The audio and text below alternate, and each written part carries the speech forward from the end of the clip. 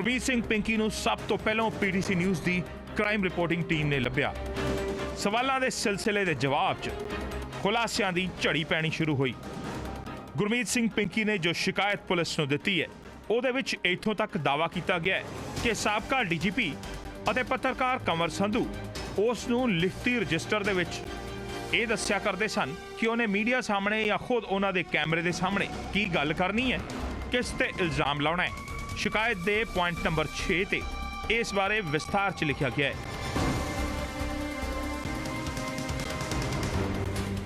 ਆ ਜਿਹੜੀ ਕੰਪਲੇਂਟ ਦਿੱਤੀ ਅਸੀਂ ਚੰਡੀਗੜ੍ਹ ਪੁਲਿਸ ਨੂੰ, ਕਿਹਦੇ ਖਿਲਾਫ ਤੁਸੀਂ ਕੰਪਲੇਂਟ ਦਿੱਤੀ ਹੈ ਤੇ ਕੀ ਮੰਗ ਕੀਤੀ ਹੈ? ਮੈਂ ਇੱਕ ਸਾਬਕਾ ਡੀਜੀਪੀ ਸਾਡੇ ਜਿਹੜੇ ਵਿਰਕ ਸਾਹਿਬ ਨੇ ਉਹਨਾਂ ਤੇ ਕੰਵਰ ਸੰਧੂ ਦੇ ਖਿਲਾਫ ਜਿਹੜੀ ਹੈਗੀ ਹੈ ਜੀ ਇਹ ਦਰਖਾਸਤ ਦਿੱਤੀ ਹੈ। ਕੁਛ ਚਿਰ ਪਹਿਲਾਂ, ਅੱਜ ਤੋਂ 6-7 ਮਹੀਨੇ ਪਹਿਲਾਂ ਮਿਸਟਰ ਕੰਵਰ ਸੰਧੂ ਜਿਹੜੇ ਮੇਰੇ ਕੰਟੈਕਟ 'ਚ ਆਏ ਸੀ, ਇਹਨਾਂ ਨੇ ਮੈਨੂੰ ਜਦੋਂ ਆ ਕੇ ਪੁੱਛਿਆ ਵੀ ਤੁਹਾਨੂੰ ਸਰਕਾਰ ਨੇ ਪਹਿਲਾਂ ਬਹਾਲ ਕਰਤਾ ਫਿਰ ਵਟ ਕਰਤਾ, ਕੀ ਗੱਲ ਹੋਈ? ਤੇ ਉਸ ਗੱਲ ਤੋਂ ਬਾਅਦ ਇਹਨਾਂ ਨੇ ਮੇਰੇ ਨਾਲ ਕਿਹਾ ਵੀ ਮੈਂ ਹੁਣ ਕਾਫੀ ਤੁਹਾਡੇ ਕਲੋਜ਼ ਹੋ ਕੇ ਦੇਖਿਆ ਕਿ ਆ ਜਿਹੜਾ ਗੋਲਾ ਮਰਡਰ ਹੈ ਤੁਸੀਂ ਇਹ ਨਹੀਂ ਕੀਤਾ, ਔਰ ਮੈਂ ਆਪਣਾ ਪੂਰਾ ਤਨ ਮਨ ਦੇ ਨਾਲ ਲਾ ਕੇ ਜ਼ੋਰ ਤੁਹਾਨੂੰ ਗੋਲਾ ਮਰਡਰ ਕੇਸ ਦੇ ਵਿੱਚੋਂ ਕਲੀਅਰ ਕਰਾਂਗਾ। ਉਹਦੇ ਨਾਲ ਉਸ ਤੋਂ ਬਾਅਦ ਮੇਰੇ ਡੀਜੀਪੀ ਜਿਹੜੇ ਵਿਰਕ ਸਾਹਿਬ ਨਾਲ ਇਹਨਾਂ ਨੇ ਸੰਪਰਕ ਕਰਾਉਣ ਨਾਲ ਜਦੋਂ ਅਸੀਂ ਆਪਸ ਇਕੱਠੇ ਹੋਏ ਤਾਂ ਇਹਨਾਂ ਨੇ ਇੱਕ ਵਿਰਕ ਸਾਹਿਬ ਨੇ ਨੋਟ ਜਿਹੜਾ ਸੀਗਾ ਰਜਿਸਟਰ ਦੇ ਵਿੱਚ ਤਿਆਰ ਕੀਤਾ ਜੋ ਕਿ ਲਿਖਿਆ ਕੰਵਰ ਸੰਧੂ ਵੱਲੋਂ। ਉਹ ਇਹਨਾਂ ਨੇ ਤਿਆਰ ਕਰਕੇ ਮੈਨੂੰ ਨੋਟ ਜਿਹੜੇ ਸੀਗੇ ਉਹ ਦੇ ਤੇ ਵੀ ਆ ਇੱਦਾਂ ਦਾ ਅਸੀਂ ਇਹ ਤਿਆਰ ਕੀਤਾ, ਉਹਦੀ ਫੋਟੋਸਟੇਟ ਕਾਪੀ ਜਿਹੜੀ ਨਾਲ ਮੈਂ ਨੱਥੀ ਕੀਤੀ ਹੈ। ਕੀ ਨੋਟ ਹੈਗਾ ਇਹ ਜਿਹੜਾ ਤੁਹਾਨੂੰ ਦਿੱਤਾ ਸੀ, ਕਾਹਦੇ ਵਾਸਤੇ ਦਿੱਤਾ ਗਿਆ ਸੀ ਇਹ ਨੋਟ? ਇਹ ਜਿਹੜਾ ਆ ਦੇਖੋ ਜਿਵੇਂ ਹੁਣ ਪਿੰਕਾ ਮੋਹਾਲੀ ਵਾਲਾ ਹੈਗਾ, ਇਹ ਸਾਰਾ ਇਹਨਾਂ ਨੇ ਆਪ ਤਿਆਰ ਕੀਤਾ, ਆਹ ਲਿਖਿਆ ਹੋਇਆ ਇਹਨਾਂ ਵੱਲੋਂ। ਤੇ ਉਹ ਇਹ ਕਹਿੰਦੇ ਵੀ ਅਸੀਂ ਜੋ ਤਿਆਰ ਕਰਤਾ ਤੂੰ ਪੜ੍ਹ ਕੇ ਉਹੀ ਬੋਲਣਾ। ਮੈਂ ਜੇਲ੍ਹ 'ਚ ਆਇਆ ਸੀ, ਅੰਡਰ ਡਿਪਰੈਸ਼ਨ ਸੀਗਾ, ਮੈਂ ਇਹਨਾਂ ਦੇ ਗੱਲਾਂ 'ਚ ਆ ਗਿਆ। ਇਹ ਨਹੀਂ, ਇਸ ਤੋਂ ਪਹਿਲਾਂ ਪਿਛਲੇ ਵਰੇ ਜਦੋਂ ਪੱਤਰਕਾਰ ਕੰਵਰ ਸੰਧੂ ਗੁਰਮੀਤ ਪਿੰਕੀ ਨਾਲ ਜੇਲ੍ਹ ਗਏ ਸਨ ਬਲਵੰਤ ਸਿੰਘ ਰਾਜੋਆਣਾ ਦੇ ਨਾਲ ਮੁਲਾਕਾਤ ਕਰਨ ਵਾਸਤੇ, ਤਾਂ ਪੀਟੀਸੀ ਨਿਊਜ਼ ਨੇ ਆਪਣੇ ਸੂਤਰਾਂ ਤੋਂ ਮਿਲੀ ਜਾਣਕਾਰੀ ਮੁਤਾਬਕ ਇਹ ਖਬਰ ਚਲਾਈ ਸੀ ਕਿ ਬਲਵੰਤ ਸਿੰਘ ਰਾਜੋਆਣਾ ਨੇ ਖਤਰਨਾਕ ਤਰੀਕੇ ਨਾਲ ਕੰਵਰ ਸੰਧੂ ਤੇ ਹਮਲਾ ਕੀਤਾ ਹੈ, ਜਿਹਦੇ ਕੁਝ ਅਰਸੇ ਬਾਅਦ ਕੰਵਰ ਸੰਧੂ ਨੇ ਕੈਮਰੇ ਤੇ ਆ ਕੇ ਪੀਟੀਸੀ ਨਿਊਜ਼ ਦੀ ਖਬਰ ਨੂੰ ਨਿਰਮੂਲ ਦੱਸਿਆ ਸੀ ਤੇ ਕਿਹਾ ਸੀ ਕਿ ਨਾ ਤਾਂ ਉਹਨਾਂ ਦੇ ਨੱਕ ਤੇ ਕੋਈ ਸੱਟ ਵੱਜੀ ਹੈ ਤੇ ਨਾ ਹੀ ਕੋਈ ਹੋਰ ਜ਼ਖਮ। ਪਰ ਸ਼ਿਕਾਇਤ ਦੇ ਪੁਆਇੰਟ ਨੰਬਰ 9 ਤੇ ਅਤੇ ਖੁਦ ਆਪਣੀ ਜ਼ੁਬਾਨੀ ਗੁਰਮੀਤ ਸਿੰਘ ਪਿੰਕੀ ਨੇ ਇਸ ਸੰਬੰਧੀ ਜ਼ਬਰਦਸਤ ਖੁਲਾਸਾ ਕੀਤਾ। ਪਿੰਕੀ ਮੁਤਾਬਕ ਨਾ ਸਿਰਫ ਕੰਵਰ ਸੰਧੂ ਦੇ ਨੱਕ ਤੇ ਉਸ ਵੇਲੇ ਸੱਟ ਵੱਜੀ ਸੀ, ਸਗੋਂ ਉਹਨਾਂ ਦੇ ਸਰੀਰ ਦੇ ਹੇਠਲੇ ਹਿੱਸੇ ਤੇ ਬਲਵੰਤ ਸਿੰਘ ਰਾਜੋਆਣਾ ਨੇ ਤਿੱਖੇ ਹਥਿਆਰ ਨਾਲ, ਜਿਹੜਾ ਸ਼ਾਇਦ ਉਸ ਦੀ ਕਿਰਪਾਨ ਵੀ ਹੋ ਸਕਦਾ ਹੈ, ਅਜਿਹਾ ਹਮਲਾ ਕੀਤਾ ਸੀ ਜਿਸ ਤੋਂ ਬਾਅਦ ਉਹਨਾਂ ਦੇ ਅੰਦਰੂਨੀ ਕੱਪੜੇ ਖੂਨ ਨਾਲ ਭਰ ਗਏ ਸਨ ਤੇ ਉਹਨਾਂ ਨੂੰ 8 ਦੇ ਕਰੀਬ ਟਾਂਕੇ ਲਾਣੇ ਪਏ ਸਨ। ਕੀ ਹੋਇਆ ਸੀਗਾ ਜੇਲ੍ਹ ਦੇ ਵਿੱਚ? ਜੇਲ੍ਹ ਦੇ ਵਿੱਚ ਜਦੋਂ ਮੈਂ ਇਹਨਾਂ ਨੂੰ ਕਹਿੰਦਾ ਮੈਂ ਤਾਂ ਜਾਣਾ ਨਹੀਂ, ਇਹ ਅੰਦਰ ਚਲੇ ਗਏ। ਅੰਦਰ ਜਾਣ ਦੇ ਨਾਲ ਉਹਨੇ ਇਹਨਾਂ ਨੂੰ ਜਿਹੜੀ ਕੁੱਟਮਾਰ ਉੱਥੇ ਕੀਤੀ। ਕੁੱਟਮਾਰ ਕਰਨ ਤੋਂ ਬਾਅਦ ਉਹਨੇ ਆਪਣੀ ਕਿਰਚ ਨਾਲ ਜਿਹੜੇ ਇਹਨਾਂ ਦੇ ਪਿੱਛੇ ਬੈਕ ਤੇ ਵਾਰ ਵੀ ਕੀਤਾ। ਉਹ ਫਿਰ ਅੱਗੇ ਆ ਕੇ ਅਸੀਂ ਉਹਦੇ ਸਟਿਚਿਸ ਲਵਾਏ। ਸਟਿਚਿਸ ਲਵਾਉਣ ਤੋਂ ਬਾਅਦ ਜਿਹੜੀ ਉਹ ਪੱਗ ਪੁੱਗ ਲੈ ਗਈ, ਇਹਨਾਂ ਨੱਕ 'ਤੇ ਵੀ ਸੱਟਾਂ ਵੱਜੀਆਂ। ਉਹ ਅਸੀਂ ਆ ਕੇ ਆਪਣੇ ਫਾਰਮ 'ਤੇ ਸਾਰਾ ਸਾਬਣ ਸੁਬਣ ਲੈ ਕੇ ਧੋਈਆ ਕਰਕੇ ਪੱਗ ਪੁੱਗ ਉੱਥੇ ਬੰਨੀ।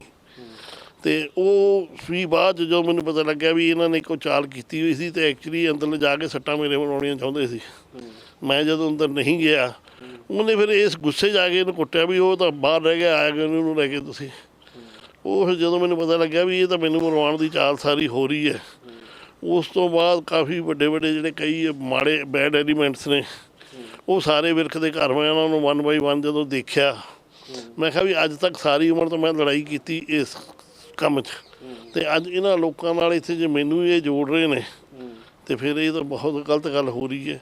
ਜਿਹੜਾ ਮੈਨੂੰ ਇਹਨਾਂ ਨੇ ਕੰਮ ਕਿਹਾ ਸੀ ਉਹ ਵੀ ਇਹ ਮੇਰੇ ਦੂਸਰੀ ਕਾਰਸ ਬੈਂਸ ਨੇ ਰਿਟ ਪਾ ਦੀ ਵੀ ਪਿੰਕੀ ਨੂੰ ਸਿਕਿਉਰਿਟੀ ਚਾਹੀਦੀ ਹੈ ਫਲਾਣਾ, ਜਦੋਂ ਮੇਰਾ ਅੱਜ ਤੱਕ ਮੇਰੇ ਉਲਟੋ ਵਕੀਲ ਰਿਹਾ ਹੀ ਸੀ, ਮੈਂ ਉਹਨੂੰ ਕੋਈ ਵਕਾਲਤਨਾਮਾ ਨਹੀਂ ਦਿੱਤਾ। ਉਹ ਕੌਣ ਹੈ ਰਿਟ ਪਾਉਣ ਵਾਲਾ?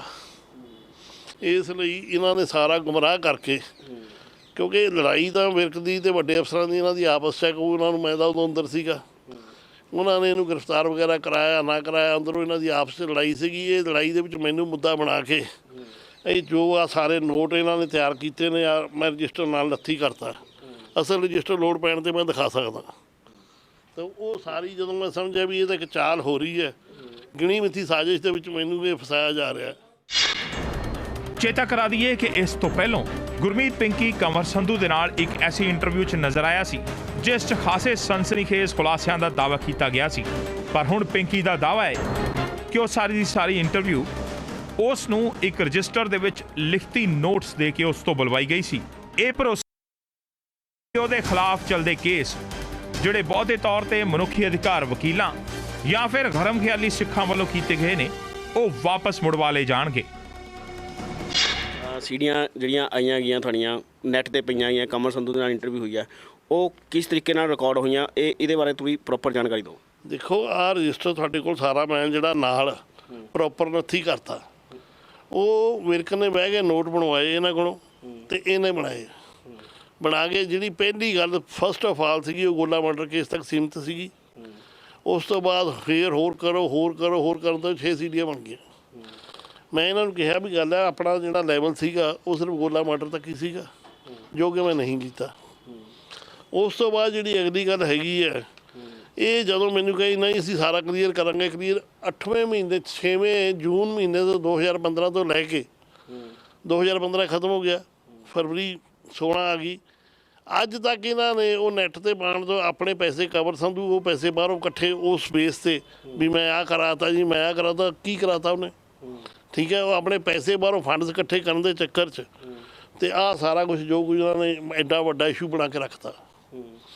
ਤੇ ਹੁਣ ਜਦੋਂ ਮੈਂ ਦੇਖਿਆ ਵੀ 8 ਮਹੀਨੇ ਲੰਘ ਗਏ ਨੇ ਤੇ ਇਹ ਹੁਣ ਮੈਨੂੰ ਮਿਲਣ ਤੋਂ ਵੀ ਅਵਾਇਡ ਕਰਦੇ ਨੇ।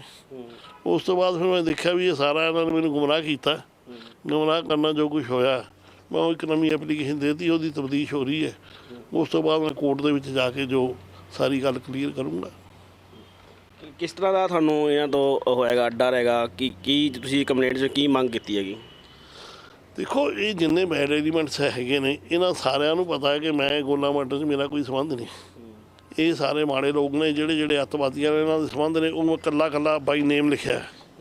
ਆ ਤੁਸੀਂ ਦੇਖ ਸਕਦੇ ਹੋ ਕਿਹੜੇ ਦੱਸ ਦਿਓ। ਆ ਕੇਵਲ ਸਿੰਘ ਖੱਬੇ ਰਾਜਪੂਤਾਂ, ਬਿੱਟੂ ਹੋਇਨੀਆਂ ਵਾਲਾ, ਸੁੱਖੀ, ਅਮਰਤਪਾਲ ਖਾਲਸਾ, ਚੰਗਾ ਬਿੱਲਾ, ਉਹ ਸਾਰੇ ਇਹਨਾਂ ਦੇ ਮੇਨ ਸਾਥੀ ਨੇ। ਬਹੁਤ ਦੇਰ ਤੋਂ ਵਿਰਕ ਸਾਹਿਬ ਨਾਲ ਉਹ ਤੁਰੇ ਆਉਂਦੇ ਨੇ। ਮੈਂ ਪਹਿਲਾਂ ਇਹਨੂੰ ਸੁੱਖੀ ਨੂੰ ਫੜਿਆ ਵੀ ਸੀ, ਜਿਹੜਾ ਉਹ ਛੱਡਿਆ ਸੀ ਉਹ ਵੀ ਉਹਦੇ ਵਿੱਚ ਦੱਸਿਆ ਵੀ ਇੱਦਾਂ ਫੜਿਆ ਤੇ ਇੱਦਾਂ ਛੱਡਿਆ। ਸੋ 6-7 ਮਹੀਨੇ ਚੰਗਾ ਹੋ ਗਿਆ, ਮਹਾਰਾਜ ਜੋ ਕਰਦਾ ਵਧੀਆ ਕਰਦਾ। ਮੈਂ ਉੱਥੇ ਸਾਰਾ ਕੁਝ ਆਪਣੇ ਅੱਖਾਂ ਨਾਲ ਦੇਖ ਕੇ ਜਦੋਂ ਮੈਨੂੰ ਕੁਝ ਉਹ ਠੀਕ ਨਹੀਂ ਲੱਗਿਆ ਆਈ ਕੇਮ ਬੈਕ, ਮੈਂ ਵਾਪਸ ਆ ਗਿਆ।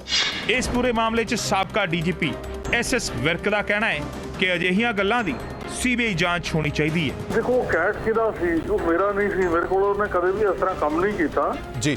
ਦੂਸਰਾ ਮੈਨੂੰ ਉਹ ਮਿਲਿਆ ਜਦੋਂ ਸਾਰੀਆਂ ਆਊਟਲੁੱਕ ਮੈਗਜ਼ੀਨ ਦੇ ਵਿੱਚ ਸਾਰਾ ਕੁਝ ਛਪ ਚੁੱਕਿਆ ਸੀ ਔਰ YouTube ਦੇ ਉੱਤੇ ਸਾਰਾ ਕੁਝ ਰਿਲੇ ਹੋ ਚੁੱਕਿਆ ਸੀ। ਉਸ ਤੋਂ ਬਾਅਦ ਮੈਨੂੰ ਮਿਲਿਆ ਹੈ।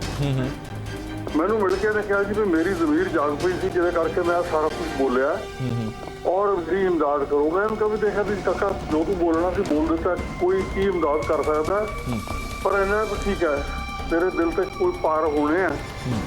ਵਿਰਕ ਸਾਹਿਬ ਜਿਹੜੇ ਰਜਿਸਟਰ ਉਸ ਵੱਲੋਂ ਦਿਖਾਇਆ ਜਾ ਰਿਹਾ ਹੈ, ਉਸ ਰਜਿਸਟਰ ਤੇ ਜਿਹੜੇ ਉਸ ਵੱਲੋਂ ਇੱਕ ਰਜਿਸਟਰ ਦਿਖਾਇਆ ਜਾ ਰਿਹਾ ਹੈ, ਉਸ ਦੇ ਵਿੱਚ ਨੋਟਸ ਜਿਹੜੇ ਲਿਖੇ ਨੇ ਉਹ ਨੋਟਸ ਕਿਹਾ ਜਾ ਰਿਹਾ, ਉਹ ਨੋਟਸ ਕਿਹਾ ਜਾ ਰਿਹਾ ਕਿ ਤੁਹਾਡੇ ਵੱਲੋਂ ਦੱਸੇ ਗਏ ਨੇ, ਤੁਹਾਡੇ ਵੱਲੋਂ ਲਿਖੇ ਗਏ ਬੋਲਿਆ ਜੀ। ਮੈਨੂੰ ਉਹਨਾਂ ਨਾ ਕੇਸਿਸ ਦਾ ਪਤਾ ਨਾ ਉਸ ਇਲਾਕੇ 'ਚ ਕੰਮ ਕੀਤਾ ਕਦੇ। ਉਹ ਇਹਦੇ ਵਿੱਚ ਸੈਣੀ ਵਿੱਚ ਤੇ ਹੋਰ ਜਿਹੜੇ ਅਫਸਰਾਂ ਦੇ ਇਹਨੇ ਨਾਂ ਲਏ ਨੇ ਉਹਨਾਂ ਦੇ ਵਿੱਚ ਗੱਲਬਾਤ ਹੈ। ਮੇਰਾ ਉਹਦੇ ਨਾਲ ਕੋਈ ਕਨੈਕਸ਼ਨ ਹੈ ਨਹੀਂ। ਪਰ ਵਿਰਕ ਸਾਹਿਬ ਤੁਹਾਨੂੰ ਉਸ ਰਜਿਸਟਰ ਬਾਰੇ ਕੁਝ ਪਤਾ ਹੈ? ਜਿਹੜੇ ਨੋਟਸ ਬਣਾਏ ਗਏ ਨੇ ਇਸ ਦਾ ਕਹਿਣਾ ਹੈ ਕਿ ਤੁਹਾਡੇ ਵੱਲੋਂ ਦੱਸੇ ਗਏ ਨੇ, ਸੰਧੂ ਵੱਲੋਂ ਲਿਖੇ ਗਏ ਨੇ। ਨਹੀਂ ਮੇਰੇ ਵੱਲੋਂ ਕੁਝ ਨਹੀਂ, ਨਾ ਦੇ ਨਾਲ ਮੈਂ ਬੈਠਿਆ ਵਾਂ, ਮੈਨੂੰ ਇਹ ਮਿਲਿਆ ਹੀ ਸਾਰਾ ਕੁਝ ਰਿਲੇ ਹੋ ਜਾਣ ਤੋਂ ਬਾਅਦ ਹੈ। ਉਸ ਤੋਂ ਪਹਿਲਾਂ 2007 ਤੋਂ ਬਾਅਦ ਮੇਰੀ ਇਹਦੀ ਕੋਈ ਮੁਲਾਕਾਤ ਨਹੀਂ ਹੈ। ਜਦੋਂ ਆਊਟਲੁੱਕ ਮੈਗਜ਼ੀਨ 'ਚ ਸਾਰਾ ਕੁਝ ਛਪ ਗਿਆ ਹੈ ਜੀ, ਉਸ ਤੋਂ ਬਾਅਦ ਮੈਨੂੰ ਮਿਲਿਆ ਹੈ। ਠੀਕ ਹੈ ਵਿਰਕ ਸਾਹਿਬ, ਇੱਕ ਹੋਰ ਸੰਗੀਨ ਇਲਜ਼ਾਮ ਗੁਰਮੀਤ ਪਿੰਕੀ ਨੇ ਲਗਾਏ ਨੇ। ਗੁਰਮੀਤ ਪਿੰਕੀ ਨੇ ਸਾਰਾ ਬੜਾ ਸੌਖਾ ਕੰਮ ਹੈ। ਠੀਕ ਹੈ, ਪੂਰੇ ਐਪੀਸੋਡ ਦੇ ਵਿੱਚ CBI ਤੋਂ ਇਨਕੁਆਇਰੀ ਕਰਾਈ ਜਾ ਸਕਦੀ ਹੈ। ਠੀਕ ਹੈ ਭਈ ਇਹ ਜੋ ਕਿਹਨੇ ਕਿਹਾ ਹੈ ਆਪਣੇ ਉਹਦੇ ਵਿੱਚ ਉਹ ਇੰਡੀਪੈਂਡੈਂਟ ਕਿਹਾ ਸੀ ਔਰ ਉਹ ਚੀਜ਼ਾਂ ਜੋ ਇਹਨੇ ਕਹੀਆਂ ਨੇ ਉਹ ਸੱਚੀਆਂ ਹੈ ਕਿ ਗਲਤ ਨੇ। ਠੀਕ ਹੈ, ਗੁਰਮੀਤ ਪਿੰਕੀ ਨੇ ਇਹ ਵੀ ਕਿਹਾ ਕਿ ਤੁਹਾਡੇ ਘਰ ਦੇਸ਼ ਵਿਰੋਧੀ ਮੀਟਿੰਗਾਂ ਹੁੰਦੀਆਂ ਰਹੀਆਂ ਨੇ, ਉਹ ਜਿੰਨੀ ਵਾਰ ਗਿਆ ਉਸਨੇ ਦੇਸ਼ ਵਿਰੋਧੀ ਐਲੀਮੈਂਟਸ ਦੇਖੇ ਨੇ, ਉਸ ਬਾਰੇ ਤੁਸੀਂ ਦੱਸੋ। ਜਿਹੜੇ ਇਹਨੇ ਨਾਲ ਹੋਏ ਨੇ ਹਰਪਾਲ ਚੀਮਾ ਇੱਕ ਮੈਨੂੰ ਜ਼ਰੂਰ 1-2 ਵਾਰੀ ਮਿਲਿਆ, ਉਹ ਵੀ ਇਹਦੇ ਕਨੈਕਸ਼ਨ 'ਚ ਇਹ ਲੈ ਕੇ ਇਹਨੇ ਗੱਲ ਕੀਤੀ ਤਾਂ। ਚੀਮਾ ਨੂੰ ਕਿੰਨੀ ਵਾਰੀ ਮਿਲੇ ਹੋ ਵਿਰਕ ਸਾਹਿਬ ਤੁਸੀਂ? ਹਾਂਜੀ, ਚੀਮਾ ਸਾਹਿਬ ਨੂੰ ਕਿੰਨੀ ਵਾਰੀ ਮਿਲੇ ਹੋ ਤੁਸੀਂ? ਮੈਂ 2-3 ਵਾਰੀ ਮਿਲਿਆ ਜੀ। ਤੁਹਾਡੇ ਘਰ ਹੀ ਮੁਲਾਕਾਤ ਹੋਈ ਹੈ ਜੀ? ਹਾਂ ਬਿਲਕੁਲ। ਉਹ ਪਿੰਕੀ ਲੈ ਕੇ ਆਏ ਕਿ ਪਿੰਕੀ ਹੋਰਾਂ ਦੀ ਮੌਜੂਦਗੀ? ਉਹ ਪਿੰਕੀ ਹੋਰੀ ਲੈ ਕੇ ਆਏ ਸੀ ਜਾਂ ਪਹਿਲਾਂ ਹੀ ਸੀ? ਨਹੀਂ ਜੀ ਇੱਕ ਅੱਧੀ ਵਾਰੀ ਇਕੱਠੇ ਵੀ ਹੋਏ ਨੇ ਬਟ ਅਦਰਵਾਈਜ਼ ਵੱਖਰੇ ਮਿਲੇ ਨੇ। ਵਿਰਕ ਸਾਹਿਬ ਪਰ ਇਲਜ਼ਾਮ ਬੜੇ ਸੰਗੀਨ ਲਗਾਏ ਨੇ ਪਿੰਕੀ ਹੋਰਾਂ ਨੇ, ਦੇਸ਼ ਵਿਰੋਧੀ ਮੀਟਿੰਗਾਂ ਦੇ ਇਲਜ਼ਾਮ ਲਗਾਏ ਨੇ ਤੁਹਾਡੇ ਤੇ। ਇਸ ਬਾਰੇ ਸੈਣੀ ਦੇ ਉੱਤੇ ਵੀ ਬੜੇ ਸੰਗੀਨ ਇਲਜ਼ਾਮ ਲਗਾਏ ਸੀ। ਸੈਣੀ ਦੇ ਉੱਤੇ ਨੇ ਆਪ ਗੋਲੀ ਮਾਰਨ ਦਾ ਵੀ ਇਲਜ਼ਾਮ ਲਗਾਇਆ ਸੀ। ਤੁਹਾਨੂੰ ਧਿਆਨ ਚੋਂ ਨਿਕਲ ਗਈ ਤੁਹਾਡੇ। ਪਰ ਵਿਰਕ ਸਾਹਿਬ ਸੂਬੇ ਦੇ ਪੁਲਿਸ ਮੁਖੀ ਰਹੇ ਹੋ, ਅਜਿਹੇ ਸੰਗੀਨ ਇਲਜ਼ਾਮ ਲੱਗਣੇ ਆਪਣੇ ਆਪ ਦੇ ਵਿੱਚ ਇੱਕ ਵੱਡੀ ਚੀਜ਼ ਹੈ। ਨਹੀਂ ਜੀ ਉਹ ਠੀਕ ਹੈ ਪਰ ਇਲਜ਼ਾਮ ਲਾਉਣ ਵਾਲਾ ਕੌਣ ਹੈ ਇਹ ਵੀ ਨਾਲ ਦੇਖਣਾ ਪੈਂਦਾ ਹੈ। ਉਧਰ ਸ਼ਿਕਾਇਤ ਦੇ ਜ਼ਰੀਏ ਇਲਜ਼ਾਮਾਂ ਦੇ ਘੇਰੇ 'ਚ ਆਏ ਸੀਨੀਅਰ ਪੱਤਰਕਾਰ ਕਮਰ ਸੰਧੂ ਇਸ ਮਾਮਲੇ 'ਚ ਕਿਸੇ ਕਿਸਮ ਦੀ ਵੀ ਟਿੱਪਣੀ ਦੇਣ ਤੋਂ ਇਨਕਾਰੀ ਨੇ। ਪੀਡੀਸੀ ਨਿਊਜ਼ ਵੱਲੋਂ ਲਗਾਤਾਰ ਉਹਨਾਂ ਨੂੰ ਫੋਨ ਕੀਤੇ ਜਾਣ ਦੇ ਬਾਵਜੂਦ ਉਹਨਾਂ ਨੇ ਨੋ ਕਮੈਂਟਸ ਕਹਿ ਕੇ ਫੋਨ ਬੰਦ ਕਰ ਦਿੱਤਾ। देखो भाई साहब मैं ये बारे कुछ नहीं कहना चाहता। सारी दुनिया ने वो रिकॉर्डिंग देखिया वा और सारी दुनिया जी ये भी रिकॉर्डिंग देख लवे जी, सुन के अपने आप फैसले कर ले। ਸੰਧੂ ਸਾਹਿਬ I have nothing. ਰਿਕਾਰਡਿੰਗ ਬਾਰੇ ਪਿੰਕੀ ਨੇ ਕਿਹਾ ਕਿ ਉਹਨਾਂ ਨੂੰ ਰਿਟਨ ਸਕ੍ਰਿਪਟ ਦਿੱਤੀ ਜਾਂਦੀ ਸੀ।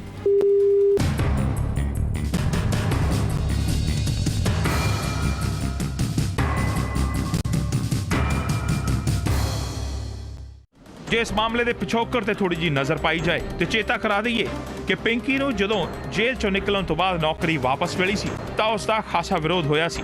ਇਸ ਤੋਂ ਪਹਿਲਾਂ ਹੀ ਸਰਕਾਰ ਇਸ ਸੰਬੰਧੀ ਜਾਣਕਾਰੀ ਹਾਸਲ ਕਰਕੇ ਨਾ ਸਿਰਫ ਕਾਰਵਾਈ ਵਿੱਢ ਚੁੱਕੀ ਸੀ ਬਲਕਿ ਪਿੰਕੀ ਨੂੰ ਮੁੜ ਨੌਕਰੀ ਦਿੱਤੇ ਜਾਣ ਦੇ ਹੁਕਮ ਰੱਦ ਕੀਤੇ ਗਏ ਸਨ ਤੇ ਡੀਆਈਜੀ ਗੁਰਿੰਦਰ ਸਿੰਘ ਢਿੱਲੋਂ ਦਾ ਅੱਧੀ ਰਾਤ ਤੋਂ ਬਾਅਦ ਤਬਾਦਲਾ ਕਰ ਦਿੱਤਾ ਗਿਆ ਸੀ। ਦਰਅਸਲ ਪਿੰਕੀ ਨੂੰ 17 ਨਵੰਬਰ 2006 ਨੂੰ ਪਹਿਲਾਂ ਕਤਲ ਦੇ ਇੱਕ ਮਾਮਲੇ ਦੇ ਵਿੱਚ ਮੁਲਜ਼ਮ ਠਹਿਰਾਏ ਜਾਣ ਤੇ ਸਜ਼ਾ ਦੇਣ ਤੇ ਪੁਲਿਸ ਦੀ ਨੌਕਰੀ ਤੋਂ ਹਟਾ ਦਿੱਤਾ ਗਿਆ ਸੀ। ਜੂਨ 2014 ਚ ਪਿੰਕੀ ਨੂੰ ਸਮੇਂ ਤੋਂ ਪਹਿਲਾਂ ਜੇਲ੍ਹ ਤੋਂ ਰਿਹਾ ਕਰ ਦਿੱਤਾ ਗਿਆ। 15 ਨਵੰਬਰ 2014 ਨੂੰ ਪਿੰਕੀ ਨੇ ਲੁਧਿਆਣਾ ਡੀਆਈਜੀ ਦੇ ਕੋਲ ਨੌਕਰੀ ਵਾਪਸ ਲੈਣ ਲਈ ਅਪੀਲ ਫਾਈਲ ਕੀਤੀ ਜਿਹਦੇ ਤੇ ਫਤਿਹਗੜ੍ਹ ਸਾਹਿਬ ਦੇ ਐਸਐਸਪੀ ਦੀਆਂ ਟਿੱਪਣੀਆਂ ਮੰਗੀਆਂ ਗਈਆਂ। 20 ਅਪ੍ਰੈਲ 2015 ਨੂੰ ਪਿੰਕੀ ਦੀ ਫਾਈਲ ਮੁੜ ਡੀਆਈਜੀ ਕੋਲ ਆਈ। 5 ਤੇ 6 ਮਈ ਨੂੰ ਡੀਆਈਜੀ ਨੇ ਪਿੰਕੀ ਦੀ ਸੁਣਵਾਈ ਕੀਤੀ ਤੇ 16 ਮਈ ਨੂੰ ਡੀਆਈਜੀ ਗੁਰਿੰਦਰ ਸਿੰਘ ਢਿੱਲੋਂ ਨੇ ਪਿੰਕੀ ਨੂੰ ਨੌਕਰੀ ਤੇ ਵਾਪਸ ਰੱਖ ਲਿਆ ਸੀ। ਇਸ ਤੋਂ ਬਾਅਦ ਹੋਈ ਸਰਕਾਰੀ ਕਾਰਵਾਈ 'ਚ ਉਸ ਨੂੰ ਨੌਕਰੀ ਤੋਂ ਹਟਾ ਵੀ ਦਿੱਤਾ ਗਿਆ ਸੀ। ਇਹਦੇ ਮਗਰੋਂ ਹੀ ਗੁਰਮੀਤ ਸਿੰਘ ਪਿੰਕੀ ਨੇ ਉਸ ਵੇਲੇ ਡੀਜੀਪੀ ਸੁਮੇਧ ਸਿੰਘ ਸੈਣੀ ਉੱਤੇ ਰਿਸ਼ਵਤ ਦੇ ਇਲਜ਼ਾਮ ਵੀ ਲਾਏ ਸਨ ਤੇ ਇਸ ਸੰਬੰਧੀ ਵੀ ਸ਼ਿਕਾਇਤ ਦਰਜ ਕੀਤੀ ਸੀ। ਜਿਹੜਾ 50 ਲੱਖ ਰੁਪਏ ਦੀ ਚੀਟਿੰਗ ਮੇਰੇ ਨਾਲ ਹੋਈ ਹੈ ਉਹਦੇ ਸੰਬੰਧ 'ਚ ਕੰਪਲੇਂਟ ਦਿੱਤੀ ਹੈ। ਉਹ ਕੰਪਲੇਂਟ 3 ਜਣਿਆਂ ਦੇ ਖਿਲਾਫ ਹੈ। First of all DG Sumedh Singh Saini, ਇੱਕ ਉਹਨਾਂ ਦਾ ਪੀਐਸਓ ਉਮਾ ਸ਼ੰਕਰ ਤੇ ਤੀਜਾ ਹੈਗਾ ਅਮਨ ਸਕੋਡਾ।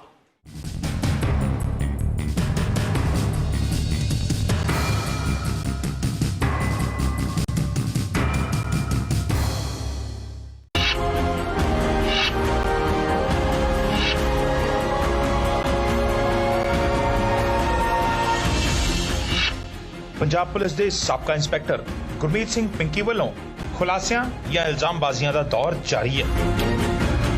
ਪੀਡੀਸੀ ਨਿਊਜ਼ ਦੇ ਪੱਤਰਕਾਰ ਦਲਜੀਤ ਸਿੰਘ ਨੂੰ ਇੱਕ ਨਵੀਂ ਜਾਣਕਾਰੀ ਦਿੰਦਿਆਂ ਉਹਨਾਂ ਨੇ ਦਾਅਵਾ ਕੀਤਾ ਹੈ ਕਿ ਡੀਜੀਪੀ ਐਸਐਸ ਵਿਰਕ ਦੇ ਕੋਲ ਸਾਲ 2003 ਦੇ ਵਿੱਚ 82 ਬਟਾਲੀਅਨ ਦੇ ਵਿੱਚ ਕੀਤੀ ਪ੍ਰੈਸ ਕਾਨਫਰੰਸ ਵਾਲੇ ਦਾਅਵੇ ਮੁਤਾਬਕ ਹਾਲੇ ਵੀ ਕੈਟਸ ਦੀ ਐਸੀ ਫੌਜ ਹੈ ਜਿਹਦੀ ਉਹ ਆਪਣੀ ਮਰਜ਼ੀ ਨਾਲ ਵਰਤੋਂ ਕਰਦੇ ਨੇ। ਇਹ 2003-04 ਦੇ ਵਿੱਚ ਇੱਕ ਪ੍ਰੈਸ ਕਾਨਫਰੰਸ KPS ਜਦੋਂ ਵਿਰਕ ਡੀਜੀ ਸੀ ਇਹਨਾਂ ਨੇ ਕੀਤੀ ਸੀ। ਉਹ ਤੁਸੀਂ ਅਖਬਾਰ ਡੇਟ ਮੈਂ ਤੁਹਾਨੂੰ ਦੇ ਦੇਣਾ, ਕਢਾ ਕੇ ਦੇਖ ਲਓ। ਉਹਦੇ ਜਿਹਨਾਂ ਨੇ ਕਿਹਾ ਸੀ ਵੀ ਅਸੀਂ 1000 ਬੰਦਾ ਇਹ ਜਿਹਾ ਰੱਖਿਆ ਹੋਇਆ ਜਿਹੜਾ ਸੁੱਖੀ ਹੈਗਾ ਅੰਮ੍ਰਿਤਪਾਲ ਖਾਲਸਾ। ਤੁਸੀਂ ਇੱਕ ਸੁੱਖੀ ਦੀ ਗੱਲ ਕਰਦੇ ਹੋ, ਉਹ 1000 ਬੰਦੇ ਕੌਣ ਨੇ, ਕਿੱਥੇ ਨੇ, ਉਹਦੇ ਬਾਰੇ ਤਾਂ ਵਿਰਕ ਸਾਹਿਬ ਹੀ ਦੱਸ ਸਕਦੇ, ਮੈਂ ਤਾਂ ਕੁਝ ਨਹੀਂ ਦੱਸ ਸਕਦਾ।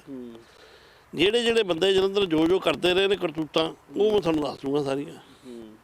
ਉਹ 7-8 ਬੰਦੇ ਨੂੰ ਮੈਂ ਜਾਣਦਾ, ਮੇਰੇ ਦੇਖੇ ਵੀ ਹੋਏ ਨੇ ਤੇ ਉਹ ਮੈਂ ਸਾਹਮਣੇ ਤੁਹਾਡੇ ਰੱਖ ਦਾਂਗਾ ਸਾਰੀਆਂ, ਉਹਦਾ ਜਵਾਬ ਦੇ ਦੇਣ ਮੈਨੂੰ। ਇਹ ਇਕੱਲੇ ਬੰਦੇ ਨੂੰ ਬਾਈ ਨੇਮ ਫਿਕਰ ਕਰ ਦਾਂਗਾ। ਜੋ ਕੁਛ ਇਹ ਵੀ ਨਹੀਂ ਇਕੱਲਾ, ਹੋਰ ਜੋ ਕੁਛ ਕੀਤਾ ਧਰਮਾ ਕਾਸਤੀਆਰ ਵਾਲਾ ਉਹ ਮਾਰਿਆ ਇਹਨਾਂ ਨੇ ਵਿੱਚ ਪੰਮੇ ਉਹਦੇ ਨਾਲ ਰਲ ਕੇ ਮਾਧੋਕੇ ਨਾਲ, ਮੈਂ ਉਹ ਵੀ ਦੱਸ ਦੂੰ, ਸਾਰੀ ਗੱਲ ਕਲੀਅਰ ਹੋ ਜਾਏਗੀ। ਪਿੰਕੀ ਨੇ ਇੱਥੋਂ ਤੱਕ ਵੀ ਕਿਹਾ ਹੈ ਕਿ ਪੰਜਾਬ ਦਾ ਮਾਹੌਲ ਵਿਗਾੜਨ ਪਿੱਛੇ ਅਜਿਹੇ ਲੋਕਾਂ ਦੀ ਕੀਤੀ ਗਈ ਵਰਤੋਂ ਦਾ ਹੱਥ ਹੋ ਸਕਦਾ ਹੈ। ਪਿੱਛੇ ਤੁਸੀਂ ਕਿਹਾ ਦੇਸ਼ ਤੋਂ ਪਿੱਛੇ ਆਉਂਦੇ ਸੀਗੇ, ਖਾਲਿਸਤਾਨ ਦੇ ਲੋਕ ਜਿਹੜੇ ਉੱਥੇ ਆਉਂਦੇ ਸੀਗੇ। ਹੁਣ ਪੰਜਾਬ ਦੇ ਵਿੱਚ ਜਿਹੜਾ ਕਾਫੀ ਪਹਿਲਾਂ ਮੁੱਦਾ ਉੱਠਿਆ ਸੀਗਾ ਖਾਲਿਸਤਾਨ ਬਣਨ ਦਾ, ਕਿ ਉਹ ਜਿਹੜੀ ਸਾਜ਼ਿਸ਼ ਕਿਹਾ ਗਿਆ ਉੱਥੇ ਰਚੀ ਹੋਈ ਸੀਗੀ। ਇਹ ਦੇਖੋ ਗੱਲ ਇਹ ਹੈ ਵੀ ਇਹ ਜਿਹੜੇ ਦੇਸ਼ ਦੇ ਹਾਲਾਤ ਪੰਜਾਬ ਦੇ ਤੁਸੀਂ ਸਾਰੇ ਦੇਖੇ ਨੇ, ਮੈਂ ਵੀ ਆਪਣੇ ਤੇ ਸਾਰਾ ਹੰਡਾਇਆ 10 ਸਾਲ। ਮਸਲਾ ਵੀ ਇਹ ਜਦੋਂ ਛੋਟੀ ਚਿੰਗਾਰੀ ਹੈ, ਇਹ ਚਿੰਗਾਰੀ ਜਿਹੜੀ ਹੈ ਬਾਅਦ 'ਚ ਅੱਗ ਦਾ ਰੂਪ ਧਾਰਨ ਕਰਦੀ ਹੈ। ਜੋ ਉਹਨਾਂ ਦੀਆਂ ਪਲੈਨਿੰਗਸ ਨੇ, ਜੋ ਉਹਨਾਂ ਦੀਆਂ ਸਲਾਹਾਂ ਚੱਲ ਰਹੀਆਂ, ਹੁਣ ਕਈ ਗੱਲਾਂ ਖੁੱਲ੍ਹ ਕੇ ਮੈਂ ਤੁਹਾਨੂੰ ਇਸ ਵੇਲੇ ਦੱਸ ਵੀ ਨਹੀਂ ਰਿਹਾ। ਗੱਲ ਹੈ ਵੀ ਜੇ ਆਸਤਾ ਆਸਤਾ ਇਹਦੇ 'ਤੇ ਕੋਈ ਰੋਕ ਨਾ ਪਈ, ਜਿੱਦਾਂ ਇਹ ਗੱਲਾਂ ਚੱਲ ਰਹੀਆਂ ਨੇ, ਤੇ ਇਹ ਅਲਟੀਮੇਟਲੀ ਇਹਦਾ ਕੀ ਐਂਡ ਕੀ ਹੋਊਗਾ ਫਿਰ ਤੁਸੀਂ ਦੱਸੋ ਮੈਨੂੰ। ਇਹ ਜਿਹੜੀ ਗੱਲ ਹੈ ਮਸਾਂ ਦਾ ਉਸ ਨਰਕ 'ਚੋਂ ਉਦੋਂ ਨਿਕਲੇ, ਜੇ ਉਹ ਨਰਕ 'ਚੋਂ ਨਿਕਲੇ ਆਸਤਾ ਆਸਤਾ ਉਦੋਂ ਨੂੰ ਫਿਰ ਇਹ ਧੱਕੀ ਜਾਂਦੇ ਨੇ। ਗੱਲ ਹੈ ਵੀ ਜਿਹੜੇ ਇਹਨਾਂ ਨੇ ਬੰਦੇ ਉਹ ਪਹਿਲਾਂ ਇਕੱਠੇ ਕਰਕੇ ਰੱਖੇ। ਅੰਮ੍ਰਿਤਪਾਲ ਖਾਲਸਾ ਇਹਨਾਂ ਨੇ ਕਾਗਜ਼ਾਂ ਪੱਤਰਾਂ 'ਚ ਮਰਿਆ ਦਿਖਾਤਾ ਵੀ ਉਹ ਹੀ is dad, but he is live. ਉਹ ਹੁਣ ਉਹਦੇ ਕੋਲ ਫਿਰ ਉਹ ਜਿਹੜਾ ਸਮੈਕ ਪਾਊਡਰ ਫੜਿਆ ਗਿਆ ਰਾਜੇ ਦਿਓਲ ਨਾਲ, ਹੀ ਇਜ਼ ਨਾਭਾ ਜੇਲ੍ਹ ਨਾਲ। ਬਾਕੀ ਬਿੱਟੂ ਹਵੇਲੀਆਂ ਜੇ ਉਹ ਭਗੌੜਾ, ਜਿਹੜੇ ਕੇਬਲ ਖੱਬੇ ਰਾਜਪੂਤਾਂ ਸੱਤੇ ਹੋਣੀ, ਇਹ ਸਾਰੇ ਇਹਨਾਂ ਨੂੰ ਪੰਜਾਬ ਪੁਲਿਸ ਸਿਪਾਹੀ ਭਰਤੀ ਕੀਤਾ। ਗੱਲਾਂ ਆਉਣਗੀਆਂ ਸਾਹਮਣੇ, ਖੁੱਲ੍ਹ ਕੇ ਆਉਣਗੀਆਂ। ਜਿਹੜੀ ਸੱਚਾਈ ਹੈ ਵਿਰਕ ਸਾਹਿਬ ਖੁੱਲ੍ਹ ਕੇ ਬੋਲਣ, ਮੈਂ ਖੁੱਲ੍ਹ ਕੇ ਬੋਲਾਂਗਾ।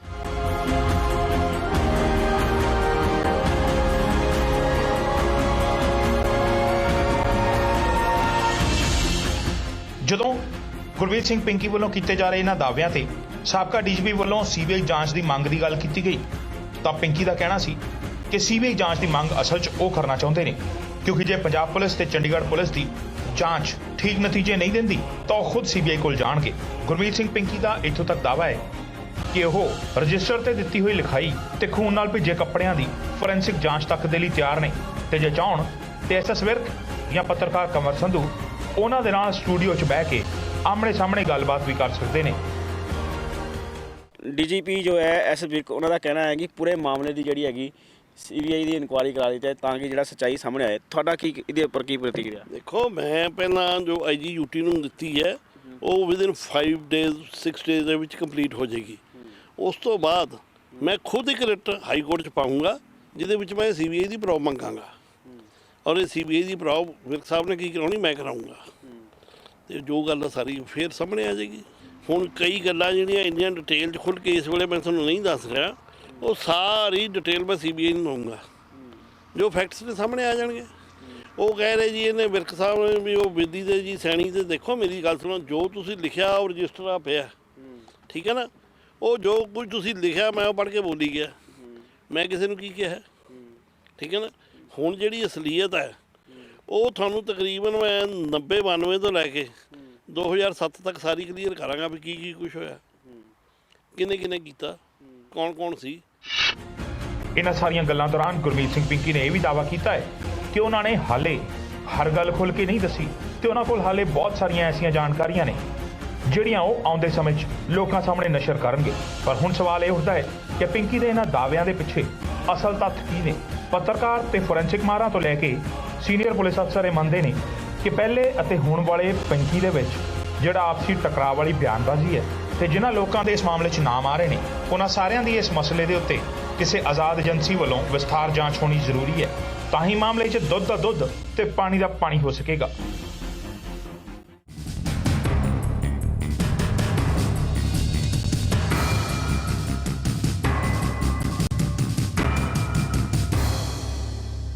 ਹੁਣ ਇਹ ਸਵਾਲ ਉੱਠਦਾ ਹੈ ਵੀ ਜੋ ਪਹਿਲਾਂ ਗੁਰਮੀਤ ਪਿੰਕੀ ਕਹਿ ਰਿਹਾ ਸੀ, ਜੋ ਉਹਨੇ ਆਪਣੀਆਂ ਵੀਡੀਓਜ਼ ਦੇ ਵਿੱਚ ਕਿਹਾ,